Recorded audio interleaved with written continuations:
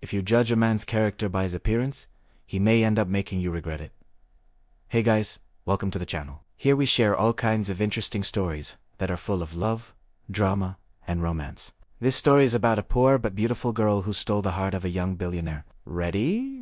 Let's begin. Ethan Sterling was the definition of a young, rich, and good-looking guy. At only 27 years old, he was already a successful real estate broker, earning millions of dollars. He had everything money could buy. So why did this young billionaire decide to visit the city dump? Because his late father had told him that nothing in life was more important than family. And apparently his father had a sister somewhere who needed his help. When Ethan arrived at the dump, he saw many people rummaging through trash cans looking for something valuable. He felt disgusted.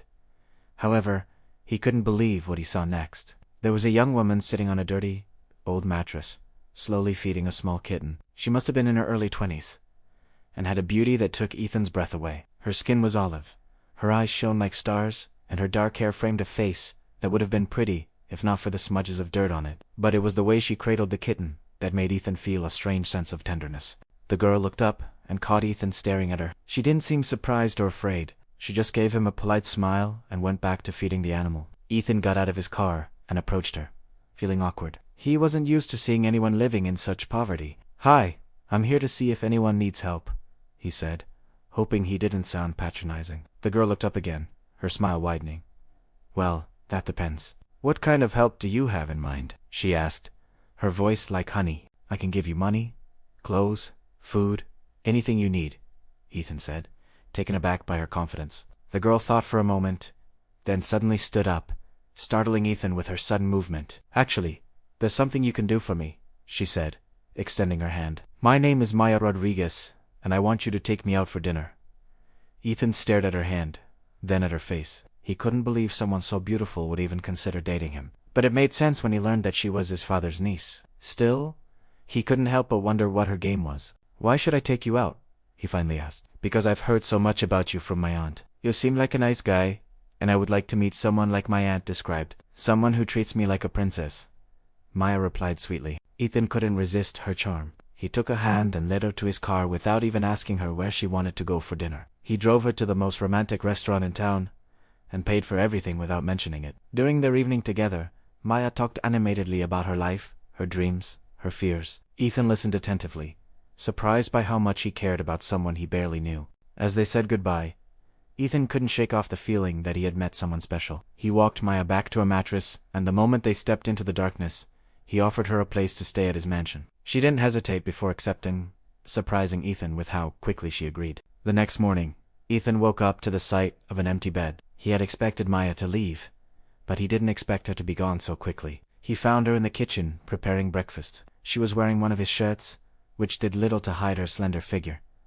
"You look beautiful," he blurted out. Maya smiled, her eyes sparkling. "So what do you say we make this arrangement official? You let me stay here as long as I want, and I cook for you." Ethan couldn't argue with that. He had never been good at cooking, and having someone else do it for him was a luxury he could afford. Besides, he enjoyed watching Maya move around his kitchen, her body swaying like a tropical wind. Over the next few weeks, Ethan and Maya's relationship blossomed. They had fun together, going to parties, dancing in the moonlight, talking for hours about everything and nothing. For the first time in his life, Ethan felt truly happy. He loved how Maya made him laugh, how she challenged him intellectually, how passionate she was about life. But there was a problem. Maya still lived in his guest house, and although no one said anything, Ethan knew that his mother would never accept a poor girl as her daughter. She had already made it clear that she wanted Ethan to marry someone from a wealthy family. One day, Ethan decided to talk to Maya about it. He sat her down on the couch and told her about his mother's expectations. "What am I supposed to do?" he asked.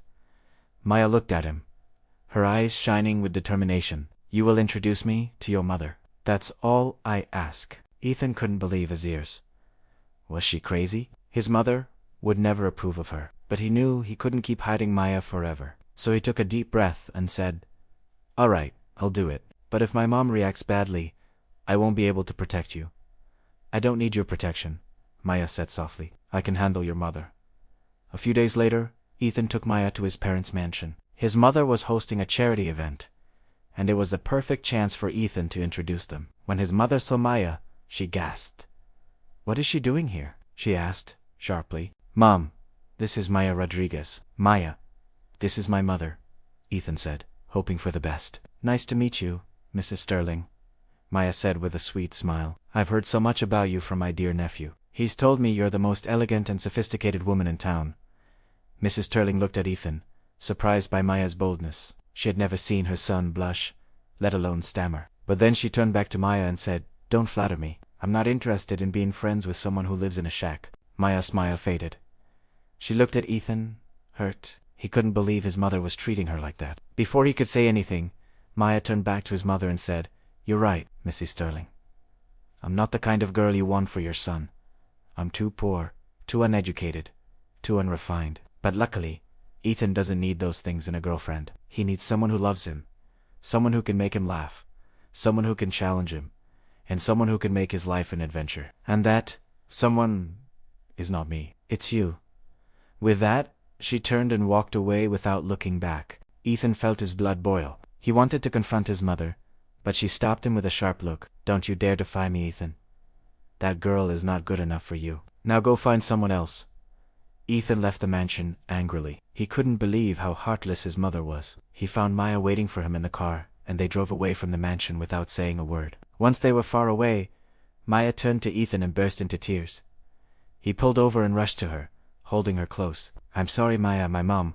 She can be very cruel sometimes. It's all right, Ethan, I understand, she said, wiping away her tears. You don't have to apologize. I'm just disappointed that she didn't even try to get to know me. I know, but please don't blame yourself. It's not your fault, Ethan said, kissing her forehead. Suddenly, Maya stood up, her eyes shining with determination. I'm done being sorry for myself. I'm done with this dump and this shack. I'm going to show your mother what she's missing. With that, she took his hand and ran towards his car. Days turned into weeks, and Ethan and Maya's love only grew stronger. He introduced her to his friends and colleagues, and they all fell in love with her. One day, Ethan told Maya about a prestigious event his father had always attended. This is our chance, Maya. Your father would be proud of you, he said, hoping she understood what he meant. At the event, Maya stunned everyone with her beauty, intelligence, and charm. She danced with Ethan under the starlight, laughing and talking about their future together. Suddenly, Mrs. Sterling approached them. Maya, you look beautiful, she said, surprised by how stunning her son's girlfriend was. I was wrong about you. You're not the kind of girl I thought you were. Thank you, Mrs. Sterling. I'm glad you like me, Maya said with a sweet smile. From that day on, Mrs. Sterling treated Maya like a daughter and helped her plan her wedding with Ethan. As for Ethan, he couldn't wait to spend the rest of his life with the girl who had stolen his heart. And that's all for today's story. We hope you enjoyed it. Please subscribe if you haven't already, and don't forget to share your thoughts in the comments below. See you soon with another amazing story.